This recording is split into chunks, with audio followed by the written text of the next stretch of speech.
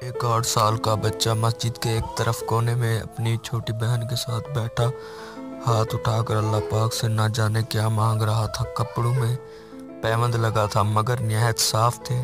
इसके नन्हे नन्हे से गाल आंसू से भीग चुके थे। बहुत से लोग इसकी तरफ मुतवज्जा थे और वो बिल्कुल बेखबर अल्लाह पाक से बातों में लगा हुआ था। जैसे ही वो उठा, एक अजनबी ने बढ़कर उसका नन्हा सा हाथ पकड़ा और पूछा, अल्लाह पाक से क्या मांग रहे हो?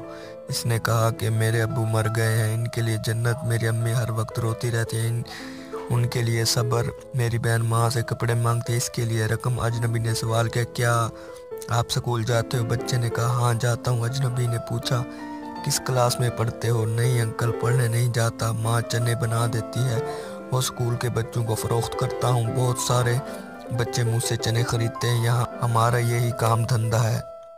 बच्चे का एक एक लफ्ज़ मेरी रूह में उतर रहा था। तुम्हारा कोई रिश्तेदार? अजनबी ना चाहते हुए भी बच्चे से पूछ बैठा। अम्मी कहती हैं गरीब का कोई रिश्तेदार नहीं होता। अम्मी कभी झूठ नहीं बोलती। लेकिन अंकल, जब हम खाना खा रहे होते हैं और मैं कहता हूँ अम्मी आप भी खाना खाओ, तो वो कहती है मैंने खा लिया है। इस वक्त लगता है वो झूठ बोल रही हैं। बेटा, अगर घर का खर्च मिल जाए तो तुम पढ़ोगे?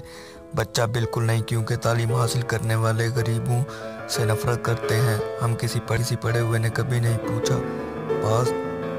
पास से गुजर जाते हैं। अजनबी हैरान भी था और परेशान भी। फिर उसने कहा कि हर रोज़ इस मस्जिद में आता हूँ, कभी किसी ने नहीं पूछा। यहाँ तमाम आने वाले मेरे वालिद को जानते थे मगर हमें कोई नहीं जानता।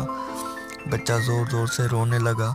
अंकल, जब बाप मर जाता है तो सब अजनबी बन जाते हैं। मेरे पास बच्चे के सवालों का कोई जवाब नहीं था। ऐसे कितने मासूम होंगे जो हसरतों से ज़ख्मी हैं। बस एक कोशिश कीजिए और अपने इर्द गिर्द ऐसे ज़रूरतमंद, यतीम और बेसहारा को ढूंढिए और इनकी मदद कीजिए। मदरसों और मस्जिदों में सीमेंट या अनाज की बोरी देने से पहले अपने आसपास के किसी गरीब को देख लें, शायद उसको आटे की बोरी ज़्यादा ज़रूरत हो।